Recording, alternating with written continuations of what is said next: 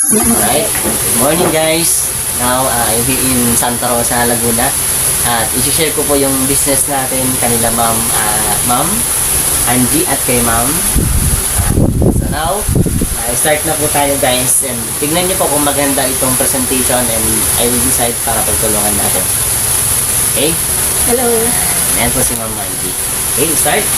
So iFix is New York based. Bagong innovation siya ng technology po. So masasabi ko na si iFix ay isang opportunity na para po sa lahat ng taong maniniwala po sa kanya. Okay? So iFix Education, which is meron na po tayong AI. Now, sa panahon natin ngayon, ang talagang nagpamalakad na ng mga traditional business or mga AI intelligent, that is called. Pansinin nyo lang yung mga big companies or big restaurants ngayon, may mga AI na po sila or may mga robot na po silang nagsiserve. Tawag ko yun. So si AI natin, which is ang pangalan po niya is iFix company. So IA is Takwin naman. Diba si Meta, si Facebook may AI, ang pangalan ng AI niya si Meta. Meta.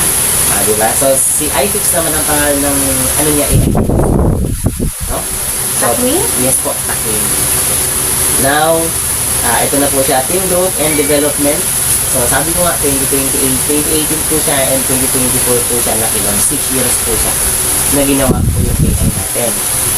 So, iFix Development by group of more than 200 team members of financial expert, AI scientists, Web3 specialists, and business elite.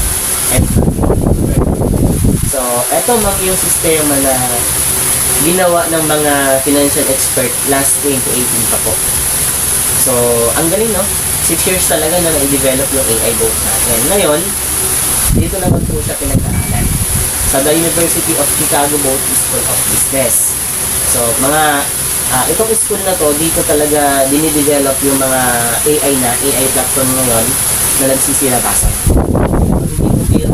Kung ano yung paaralan na ito, talagang nakilala po yan sa US. Now, ito na po yung tinatawag natin na the Takwin system was tested multiple times, okay, by the Takwin iFix. Mas the Takwin iFix developers and the University of Chicago Boat School of Business are respected business, commerce, and economic school. So, ito na po yung kanyang trades.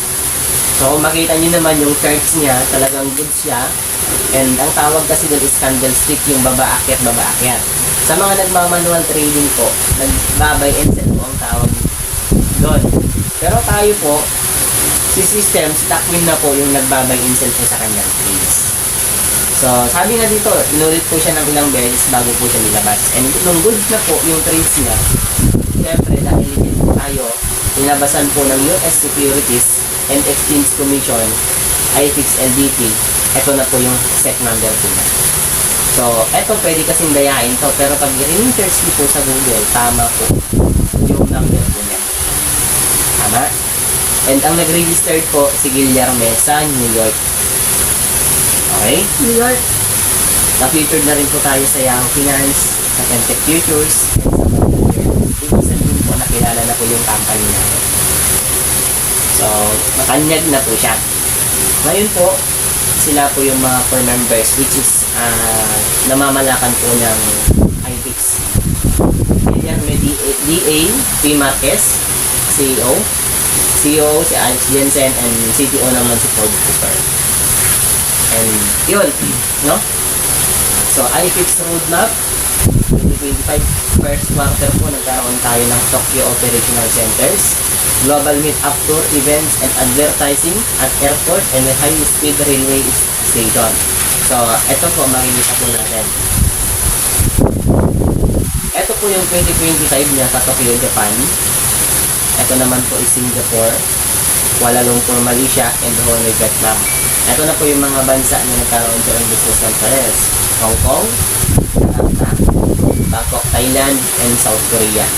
This month po, South Korea. And maybe next month, Philippines.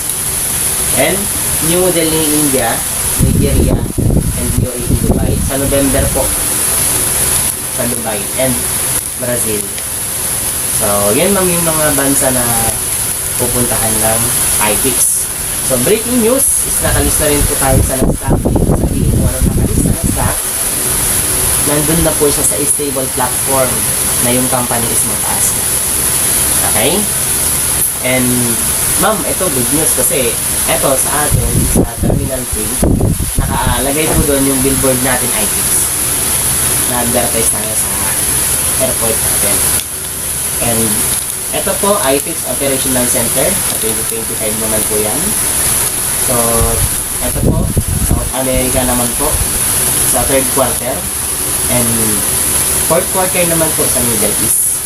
So, magkakaroon tayo dyan ng Operational Center established. 2026, Europe Operational Center. 2027, Australia Operational Center naman tayo magkakaroon.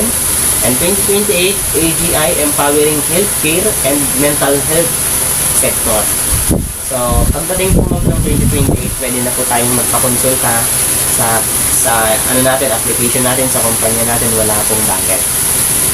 And 2029, magkakaroon tayo ng building, AGI, full cycle, life cycle ecosystem and integrations standards. AI fund size reaches $300 billion. Okay, $300 billion. Billion dollars. Okay, user base exceed 200 million across 150 plus countries and regions. Yan po yung magkakaroon talaga tayo ng countries. Ranking among the top 30 global financial group. Okay, 1,000 plus enterprises, ecosystem partners. So, ang goal lang po ma'am ng company natin, makasama siya sa top 30 global AI company sa buong mundo. Masaya na siya pagdating ng 2029. So, yan po yung roadmap natin. Opo. Kahit nga next year nga lang di ba? So, eto na po ma'am yung iFix AI Fund Manager po natin. So, meron po tayong fully automated, fully intelligent, and fully non-stop. So, ang sabi po dito ma'am, ito na po yung trades niya. So, sa isang buwan, nag-average po siya ng 1.27% daily. Sa quarterly naman is 1.6% daily, and sa annually naman is 2% daily. Pero, bakit ganun? Mas malaki yung quarterly at saka yes po. annual. Yes po. Yan po yung Samantalang yung monthly is 1.27. Di ba dapat magpapares na? hindi po. Kasi iba po yung trades po niya sa isang buwan. Saan po?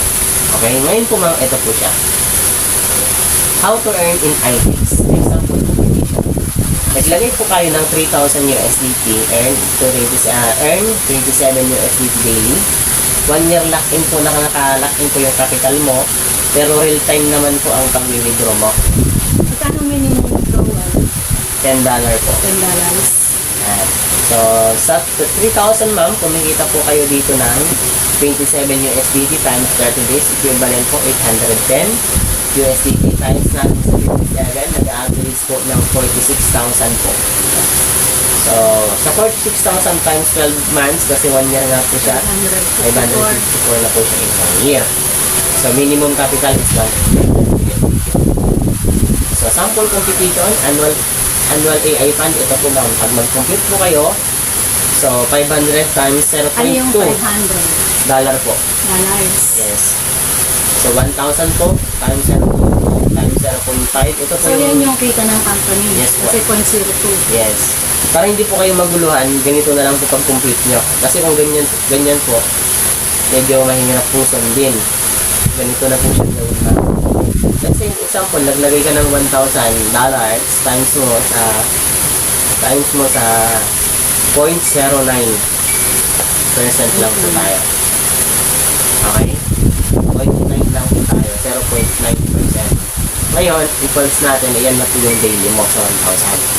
Times natin ng 30 days. So, ay sige po. Sige po. 200 po yun. Nagpas po siya ng 3,000 po. Dalawang account po yung gagawin ko sa iyo. Now, ayun maganda po siya kasi sabi ko nga po. Ito yung sa akin na third na. Yes po, opo. Pwede niyo po siyang i-withdraw. 12 na. Ayan. Okay? So, yun lang ma'am. Ganun, basta ganun lang po pag mag-compute kayo. Diba, naglagay mo po kayo ng 7,000 USDT. So, 7,000 USDT niyo po, times lang natin ng 0.09%. 63 po ang daily. Dalang po yan. Times na lang po natin ng, sabihin na natin 56 na ngayon. Yan po yung daily po ninyo. 3 Yes po. Times natin na 30 days. So, yan po. Ay, hindi Hindi po pa. ma'am. Sa 7,000 USDT po yun. Eh, yung 300,000 pesos, magkano equivalent? 200.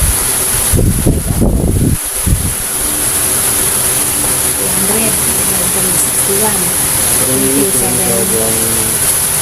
Alas. Wait lang. Hindi ma'am, hindi siya 7 Hindi siya 227.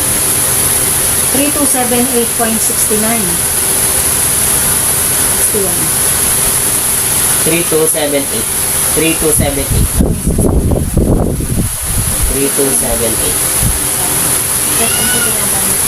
3278. Ngayon na lang ma'am, huwag na natin itama. So, 3278 times natin 2.9%.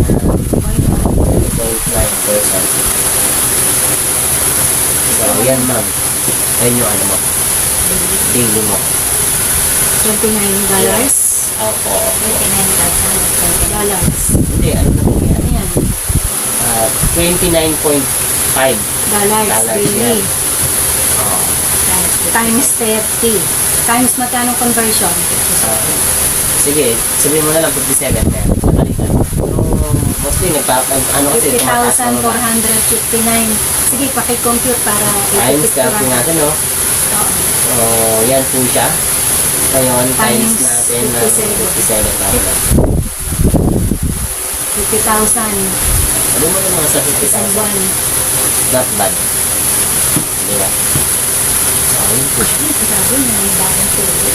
Yung mga bagong tubo ang Ako ma'am. Opo.